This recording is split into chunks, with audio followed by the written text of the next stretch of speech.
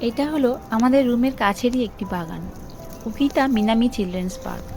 ছোট্ট হলেও পার্কটা বেশ সুন্দর। ফলের বাগান, তার সাথে ঘাসে ঢাকা বসার জায়গা, আবার সাথে রয়েছে খেলারও মাঠ। এই দিনটি ছিল ওই বাগানের ফল তোলার দিন। ফল তোলার আগে কিছু নিয়ম কানুন বলে দেওয়া হয় আর সবার হাতে প্লাস্টিক দিয়ে দিয়েছিল।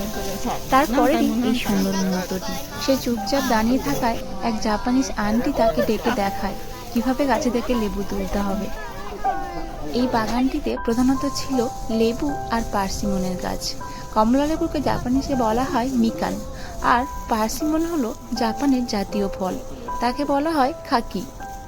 এছাড়াও ছিল আরও কিছু ফলের গাছ।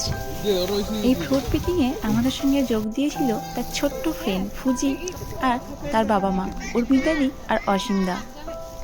এটা হলো এক ধরনের আপেল, ছোট্ট ছোট্ট, এটাকে বলে ক্র্যাব আপেল। এই ফলটা আসলে শুধু খেতে একদমই ভালো নয়, এটাকে জেলি করে সাধারণত খেতে হয় বোধহয়। মুহূর্তটি ছিল বেশ আনন্দের।